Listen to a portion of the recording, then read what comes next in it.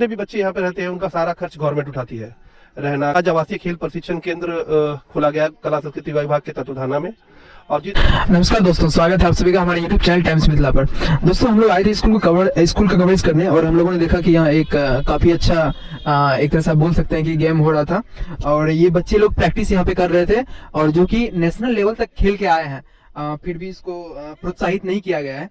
तो यहाँ के ट्रेनर से हम लोग जानेंगे कि क्या क्या बच्चे का प्रोसेस है और कैसे कैसे बच्चे आगे गए और इनका क्या उसमें योगदान रहा। तो सारा बात करते हैं हम लोग। क्या नाम है सर आपका? पहले तो नमस्कार कि आप इतनी छोटी जगह पे खुश से हम लोग को आए, इसके लिए आपके मीडिया कर्मी को आपको धन्यवाद। मेरा नाम चंदन कुमार सिंह हुआ। यहाँ पे एकलव्य राज्य आवासीय खेल प्रशिक्षण केंद्र खोला गया कला संस्कृति विभाग के तत्वाधान में। और जितने भी बच्चे यहाँ पे रहते हैं उनका सारा खर्च गवर्नमेंट उठाती है। रहना, खाना, इक्विपमेंट। यहाँ रहते भी हैं बच्चे? हाँ रहते हैं, यहाँ हॉस्टल है बच्चों का। यहाँ पे 60 से 70 लोग रहते हैं और उनका रहना, खाना, प्रैक्टिस, कोच, बढ़िया किट, सारा कुछ अवेलेबल गवर्नमेंट की तरफ से किया जाता है। और अभी तो एक हमारे महानिदेशक बिहार राज्य खेल प्राधिकरण श्री रविंद्र संक्रम जी हैं, उनके द्वारा तो एक मुहिम छिड़ गई है स्पोर्ट्स में। अभी बिहार में जैसे बचपन में हम लोगों ने पढ़ी थी हरित क्रांति के बारे में पढ़ा था, तो उसी तरह से बिहार में अभी पिछले 1 साल में देखा जाए स्पोर्ट्स क्रांति आ चुकी है। और कहीं ना कहीं आप देखेंगे कि हम लोगों की पदक तालिका वो बहुत ऊपर चल जा रही है। तो हम लोग अब अपने पीक पोजीशन पे आने लग गए हैं। अभी हमारा एक बच्चा स्कूल नेशनल अंडर 14 में गया हुआ था, वहाँ पे सिल्वर मेडल उसने जीत के आया है। बहुत बहुत कांग्रेचुलेशंस आपका। जी थैंक यू। तो सर क्या क्या प्रोसेस है, अगर कोई बच्चा आना चाहे तो वो कैसे आ सकता है? यहाँ पे हम लोगों का सिलेक्शन फरवरी और मार्च के बीच में होता है। वो डीएम साहब हमारे अध्यक्ष होते हैं, उनके माध्यम से विज्ञापन आता है।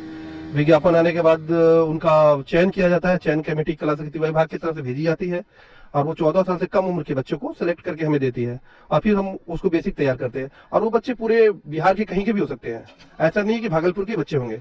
तो आप कैमूर के, भभुआ के, बिल्कुल छपरा बॉर्डर, लास्ट बॉर्डर जो बोलते हैं, वहाँ के भी बच्चे हैं तो आके यहाँ ट्रेनिंग कर सकते हैं। तो कैसे चयन कैसे होती है? उनका फिजिकल देखा जाता है, बैटरी टेस्ट लिया जाता है, उसके बाद उनकी जो कौशल, जो क्या नाम है, गेम के प्रति जो कौशल है उसको भी जांचा जाता है। यहाँ पे 4 खेलों का प्रशिक्षण दिया जाता है। एथलेटिक्स बालक, फुटबॉल बालक, वॉलीबॉल बालक और तीरंदाजी बालक।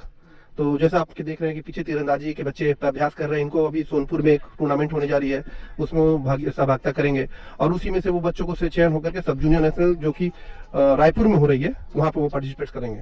बेस्ट ऑफ लक आपकी टीम के लिए। Thank you. सर अगर कोई लड़की आना चाहे तो उसके लिए नहीं है? देखिए, लड़कियों के लिए यहाँ हॉस्टल तो नहीं है, बट वो क्या बोलते हैं, आके ट्रेनिंग करेगी तो हम लोग फ्री ऑफ कॉस्ट उनको ट्रेनिंग देंगे। ऐसा कुछ नहीं है। हमारा जो आपको मैंने पहले ही बताया कि स्पोर्ट्स में क्रांति आ चुकी है। किसी के लिए कोई भी, एक हमारे पारा के भी खिलाड़ी अभी कुछ दिन पहले से आ रहे हैं, अच्छा कर रहे हैं। अगर यहाँ कंटिन्यू करते रहे तो मुझे उम्मीद है कि नेशनल पे पदक प्राप्त कर सकते हैं पारा में। तो ऐसा नहीं है कि लड़कियां नहीं कर सकती है, बस लड़कियों को ये है कि गवर्नमेंट के द्वारा जो सपोर्ट मिलेगी वो यहाँ रहने का नहीं हो सकता है, क्योंकि ये बॉयज का हॉस्टल है। लेकिन वो घर से आके ट्रेनिंग कर सकती है, हम फ्री ऑफ कॉस्ट कराएंगे, इसमें कोई खर्चा नहीं लगेगा उनका। क्या नाम है भैया आपका? मेरा नाम ब्रजेश कुमार। कब से आप कर रहे हैं यहाँ पे? करीब 1-2 मंथ से। क्या कुछ इम्प्रूवमेंट लग रहा है? जी ठीक लग रहा है। कैसे सर, कैसे अच्छे देते हैं ट्रेनिंग? एकदम अच्छे देते हैं। और क्या आप कितने मीटर से कर लेते हैं आप अभी? 30 मीटर से स्टार्टिंग की है। 30 मीटर से जी। अभी बिल्कुल लिमिट स्टार्ट किए हैं। तो सर जैसे कि मैं हूँ, मेरा 21 ईयर हो गया, ठीक, तो अगर मुझे करना हो तो क्या वो हो सकता है? देखिए, सीखने का तो सबसे पहले कोई उम्र नहीं होता है। आपके पास आप एकदम देखिए, मैं आपको सिखा सकता हूँ, लेकिन आप हॉस्टल में नहीं रख सकता हूँ, क्योंकि हॉस्टल में रखने के लिए तो सरकार की बाइलूच है। लेकिन ट्रेनिंग करने के लिए कोई भी खिलाड़ी अगर सीखना चाहेगा तो उसके लिए हमारा दरवाजा हमेशा खुला है। मैक्सिमम बच्चे आए, मुझे अच्छा लगेगा कि आपके माध्यम से अगर कोई बिहार में देख रहा है या आसपास के कोई एरिया में देख रहा है, आर्चरी सीखना चाहता है, तो फ्री ऑफ कॉस्ट आकर के यहाँ पे सीख सकता है। हमें अच्छा मिलेगा कि हमें आर्चर मिलेगा और भविष्य में वो अच्छा करेगा। तो वो उसको आगे बढ़ने के लिए मिलेगा या फिर? एकदम वो राष्ट्रीय स्तर पे प्रतियोगिताओं पे जाएंगे, सहभागिता कर सकते हैं, भागलपुर जिला का प्रतिनिधित्व कर सकते हैं, और अगर वो सेलेक्ट हुए तो बिहार का प्रतिनिधित्व करेंगे और वो आगे जाएंगे। तो सर जितने भी बच्चे हैं यहाँ पे, इसमें से आपके पास कोई बच्चा ऐसा जो 14 साल से ऊपर का हो? अभी तो फिलहाल मैक्सिमम सब 14 और 15 के बीच के, जैसे कि मान लीजिए कि 14 में हमने सिलेक्ट किया, वो 7वां 8वां में था, लेकिन वो धीरे धीरे आगे एज बढ़ता जा रहा है, तो 15 साल हो गया, 16 साल हो गया, तो हार्डली हम लोग इंटर तक का रखते हैं। लेकिन अगर जो बच्चा पदक देता है उसको हम इंटर के बाद भी रखते हैं, जिसे वो ऑल इंडिया यूनिवर्सिटी खेल सके, ऑल इंडिया यूनिवर्सिटी में पदक दे सके, सीनियर नेशनल खेल सके। लेकिन आपका जो चयन कमेटी है वो तो 14 साल से नीचे के बच्चे को देता है, तो आप अगर आए उससे ऊपर के बच्चे तो आप कैसे चयन करेंगे उसको? नहीं, उससे 14 साल के ऊपर के बच्चों को यहाँ पे हम लोग रख नहीं सकते हैं। मैं फिर बता रहा हूँ आपको 14 साल के बच्चे सुबह शाम आके ट्रेनिंग कर सकते हैं, मैं उनको फ्री ऑफ कॉस्ट ट्रेनिंग कराऊंगा, लेकिन वो यहाँ रह नहीं सकते हैं। जो हमारा बाइलॉज है, सरकार का गवर्नमेंट का गाइडलाइन है, 14 साल के नीचे बच्चों को ही हॉस्टल में लग सकते हैं। लेकिन अगर कोई गॉड गिफ्टेड दिखता है, हो सकता है कोई टैलेंटेड होता है, गॉड गिफ्टेड होता है, तो ऐसा कुछ दिखने पे अगर 14.5 है तो उसके लिए हम लोग गवर्नमेंट से रिक्वेस्ट करते हैं, एक चिट्ठी पत्र देते हैं कि इनका परफॉर्मेंस, हाइट वगैरह जो है स्पोर्ट्स के लिए बहुत सही है और ये लाइफ में अच्छा कर सकते हैं। तो ऐसा नहीं है कि वो बच्चे छूट सकते हैं, उनको भी हम लोग लिख करके देते हैं। अगर वहां से परमिशन आ गया, जनरली परमिशन आ जाता है क्योंकि बच्चे अच्छे हैं। यहाँ तो जस्ट खिलाड़ियों के लिए ही खोला गया है। अगर 14.5 साल का भी खिलाड़ी है, अगर बहुत अच्छा खिलाड़ी है, तो उसको हम लोग गवर्नमेंट के द्वारा परमिशन लेकर के रख लेते हैं। तो सर एक अगर बच्चा है दूसरे डिस्ट्रिक्ट का है और वो अगर आना चाहता है, तो अगर वो 9th 10th का है बच्चा, वो आया, लेकिन उसके साथ प्रॉब्लम ये भी कि स्कूल भी कंपलसरी है, तो उसका कैसे मैनेज करेगा वो? देखिए ऐसा है कि मान लीजिए कि आपने सही कहा कि 9th और 10th का जो बच्चा है, तो 9th और 10th का बच्चा का तो रजिस्ट्रेशन 9th में हो चुका होता है, तो वो जनरली स्कूल से टीसी भी नहीं मिलेगा, तो वो उसके लिए समस्या ही होगी। और 100% अभी जैसा कि 75% अटेंडेंस होना चाहिए, वो भी पॉसिबल नहीं पाएगा। उसके लिए एक ही है कि उसके जिला में अगर हम कंसल्ट करेंगे, जो उसके जिला में अगर कोई स्पोर्ट्स सेंटर है या ऐसा कुछ उनको नॉलेज में नहीं, तो हम लोग सही गाइडलाइन बता सकते हैं कि यहाँ पे जाइए, आपका ट्रेनिंग स्टार्ट हो सकता है। अगर क्योंकि यहाँ पे आप एजुकेशन भी जरूरी चीज है। अब स्पोर्ट्स में भी आप देख रहे होंगे कि एक क्रांति आ चुकी है बच्चों के लिए। लेट नाइट तक स्कूल चलाया जा रहा है, 5 बजे तक ऐसे बच्चे जो पढ़ नहीं सकते हैं, उनके लिए भी शिक्षा व्यवस्था की जा रही है। सरकार बहुत एक्टिव है स्पोर्ट्स और खेल दोनों को लेकर के। अगर इसके बावजूद भी अगर बच्चे अपनी सुविधाओं को नहीं समझ पाए, तो ये हमारा दुर्भाग्य होगा कि हम बच्चों को वहां तक नहीं पहुंचा पा रहे हैं। तो जिस तरह से स्पोर्ट्स और ये दोनों मिलकर जोड़ के काम कर रहे हैं, मुझे लग रहा है कहीं ना कहीं आने वाले समय में अच्छा करेंगे, हमारा अच्छा परफॉर्मेंस रहेगा स्पोर्ट। क्योंकि खिलाड़ी जब तक एजुकेटेड नहीं रहेगा, वो सीख नहीं पाएगा। जी तो सर आप कब से सिखा रहे हैं यहाँ पे? मैं तो 2010 में ज्वाइन किया था। इससे पहले हम लोग साहू वहाँ पे क्या नाम है, गोखला मिशन मिर्जा चौकी में एक बोल की जगह है, पहले ये सेंटर वहाँ पे था 2010 से। लेकिन 2015 और 16 के बाद यहाँ पे ट्रांसफर होकर के ये सेंटर पूरे गवर्नमेंट में आ गई है। तो यहाँ पे 2016 से हम लोग हैं फिलहाल।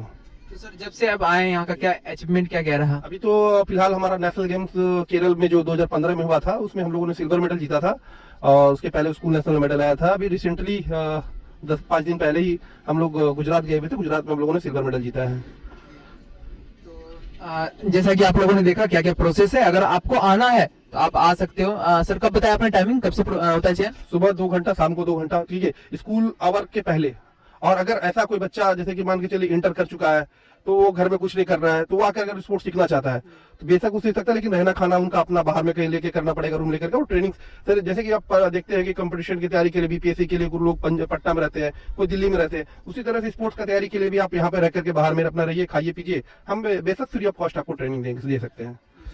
तो सर चयन का अगर कोई आए, उसका चयन जैसे कि 12th के नीचे हो, उनका कब होगा, कौन सा रेट में? 8 क्लास से नीचे होना चाहिए, क्योंकि 9th में रजिस्ट्रेशन हो चुका होता है। 8 से नीचे होना? 8 से नीचे, और उनका एज 14 से कम होना चाहिए, 14 से कम। तो वो कब आएगा, कौन से मंथ? फरवरी के आसपास हमारा निकल जाता है विज्ञापन, और विज्ञापन के माध्यम से पूरे जिला में विज्ञापन जाती है और वहाँ से बच्चों का चयन होने के लिए आते हैं।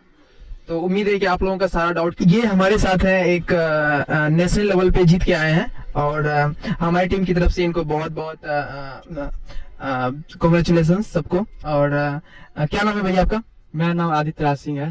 तो आप कब से ये प्रैक्टिस कब से कर रहे हैं? ये प्रैक्टिस हम लगभग 2-2.5 साल हो रहा है। 2-2.5 साल? हाँ। तो कैसा लग रहा है आपको ये मेडल जीत के? बहुत अच्छा लग रहा है, जो कि अपने देश राज्य के लिए खेल रहा हूँ, आगे बढ़ रहा हूँ, देश का नाम रोशन करूंगा आगे जाके। तो आप कैसे मैनेज करते हैं ये दोनों चीजें, पढ़ाई को भी और इसको भी? सुबह हम 7 बजे से ग्राउंड 9 बजे तक रहते हैं, फिर 10 बजे से हमारा स्कूल है, वही 9 बजे से 10 बजे तक 1 घंटा के बीच में हम जो होता है मेरा काम यहाँ का हो जाता है। उसके बाद 10 बजे स्कूल, फिर शाम 3 बजे तक रहता है, फिर 3 बजे से 5 बजे तक प्रैक्टिस हमारा शाम का। सुबह 10 बजे से 3 बजे तक स्कूल में पढ़ाई चलता है। तो क्या आपको उम्मीद है कि आगे चल के आप उस तरह से मेहनत कर पाएंगे ताकि आप इंटरनेशनल लेवल पे खेल पाए? उम्मीद तो इससे बढ़िया लग रहा है, आगे जाकर प्रैक्टिस होगा, इंटरनेशनल ने ओलंपिक में भारत को गोल्ड लाना है। तो क्या सर का क्या सपोर्ट रहता है? सर का सपोर्ट हमारे पीछे बहुत है, सर हमारे पीठ पे रहते हैं, हमेशा हम सबको मोटिवेट करते रहते हैं आगे जाने के लिए। चलिए बहुत बहुत धन्यवाद आपका। तो आइए हम दूसरे प्लेयर से बात करते हैं। इधर आइए भैया, क्या नाम है आपका? अविनाश कुमार। क्या कब से प्रैक्टिस कर रहे हैं आप? 2-2.5 साल से। 2-2.5 साल से अभी कर रहे हैं? हाँ। तो कहाँ तक खेल के आए आप? अभी आए हैं स्टेट लेवल तक आप खेल चुके हैं? हाँ। चलिए, आपको कोई लगता है इसमें फ्यूचर आगे? हाँ लगता है। क्या क्या लगता है आपको? आगे बढ़ के ज्वाइनिंग करेंगे, मेडल बनवाएंगे। क्या क्या फिर से बताइए। देश का नाम रोशन करेंगे। अच्छा, देश का नाम रोशन करना है। हाँ।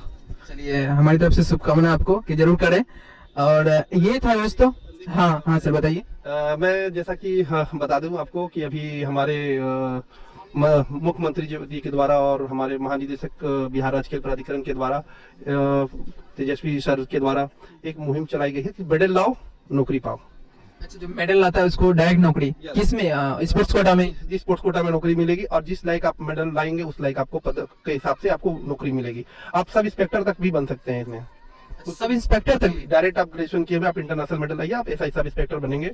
इंटरनेशनल लेवल मेडल कोई भी हो? कोई भी हो, एशिया गेम या फिर कोई? मतलब कि वो मतलब क्या नाम है, ऑथराइज गेम होना चाहिए। ऐसा नहीं कि दो कंट्री 3 कंट्री मिलके खेल रहे हैं, वैसा नहीं। एक ऑथराइज वर्ल्ड कप होना चाहिए या एशियन चैंपियनशिप होना चाहिए या कॉमनवेल्थ होना चाहिए। तो एक ऑर्गेनाइज गेम है वो होना चाहिए। अगर उसमें आप बेटर मेडल लेके आते हैं तो आपको कंफर्म बिहार सरकार इस बार ही हमको लग रहा है कि तैयारी हो चुकी है, बहुत जल्दी ही अनाउंस करने जा रही है। बहुत सारे लोगों को जो पदक विजेता थे पिछले साल के, उनको जॉब देने जा रही है। और ये एक बिहार के खिलाड़ियों के लिए एक गर्व की बात है। पहले खिलाड़ी हमारे बाहर चले जाते थे क्योंकि उनको जॉब नहीं मिल पाता था, लेकिन अभी आप देखेंगे कि जॉब मिलने लगेगा तो जितने भी अच्छे अच्छे खिलाड़ी हमारे बाहर गए हुए सारे बिहार में आकर के बिहार से खेलना चाहेंगे, बिहार को पदक दिलाएंगे। और कहीं ना कहीं हमारा अच्छा भविष्य, बिहार का भी भविष्य अच्छा निकलेगा कि आने वाला समय में 2028 या 2024 में शायद ओलंपिक में हमारा कोई ना कोई प्रतिनिधि करे हमारे राज्य का भी। क्योंकि हमेशा आप देखते हैं कि जब ओलंपिक की बात आती है तो हरियाणा पंजाब के लोग 50 लोग 30 लोग रहते हैं। हम लोग उसमें पार्टिसिपेट तालिका में भी नहीं कई रहते हैं। तो शायद अभी एक हमारे जो बिहार राज्य खेल प्राधिकरण के महानिदेशक श्री रविंद्र संक्रम जी हैं, उनके द्वारा एक जो मुहिम जो चलाई जा रही है, शायद हम लोग इसमें 2024 या 2028 तक हम लोग एक टारगेट रखा है कि कहीं ना कहीं हमें ओलंपिक तैयार करना है और हमें पदक भी प्राप्त करना है। इस जुनून के साथ हम लोग चलते हैं। जितने भी बच्चे हैं अगर स्पोर्ट्स में भाग लेते हैं तो वो शायद नशे से भी दूर रह सके, ये भी बहुत बड़ा कारण है। बात है कि स्पोर्ट्स जो होता है वो समाज को और अब शरीर को, पहले तो शरीर को, दूसरा समाज को एक स्वस्थ रखने की प्रेरणा देती है। क्योंकि स्पोर्ट्स एक ऐसी चीज है कि लोगों को, समाज को एक दूसरे से जोड़ती है। सबसे पहले वो डिसिप्लिन सिखाती है, और जिसके अंदर डिसिप्लिन आ गया वो शायद गलत चीजों में नहीं जाएगा। तो ये स्पोर्ट्स एक अच्छी चीज है। और जब तक, मैं आपके माध्यम से बताना चाहता हूँ, स्पोर्ट्स में भी पदक प्राप्त करने की हम लोगों को क्वांटिटी बढ़ाना पड़ेगा। क्वांटिटी, जब तक क्वांटिटी नहीं बढ़ेगी तब तक क्वालिटी नहीं आएगी। और सबसे ज्यादा क्वांटिटी बढ़ाने की ब्रांच शिक्षा है। और मुझे लगता है शिक्षा में अच्छे अच्छे बच्चे हैं जिनको, जहाँ पे फिजिकल टीचर जो रहते हैं वो ट्रेनिंग कराते हैं। अगर वो थोड़ा सा सपोर्ट और करें तो सारे बच्चे तैयार। क्योंकि स्पोर्ट्स टीचर तो हैं लेकिन वो उसकी तरह वैसा रिसोर्सेस नहीं है और वो कराते भी नहीं है उस तरीके से। कराते भी नहीं है, उनके पास इक्विपमेंट भी नहीं रहता है। लेकिन अभी आपको भी पता है, सारे बिहार को पता है कि हमारा जो मुखिया अगर टाइट हो गया तो सब कुछ ठीक हो जाता है। हमारे मुखिया के पाठक तो नहीं होता है ना सर? अभी आप देखेंगे कि हमारे मुखिया के पाठक सर के बारे में सारे लोग जान चुके हैं। अगर वो अगर एक्टिव है, वो अगर टाइट है तो शायद मेरे को लग रहा है कि कहीं भी सुई भी जाने की गुंजाइश नहीं है। और आने वाला समय में हमारे ऐसे मुखिया की जरूरत है। अगर ये मुखिया हमारे साथ रह गए तो आने वाले भविष्य में हम शिक्षा में भी, और हमारे महानिदेशक रविंद्र संक्रम अगर खेल में रह गए तो हम लोग खेल में भी, दोनों में आगे बढ़ते चलेंगे।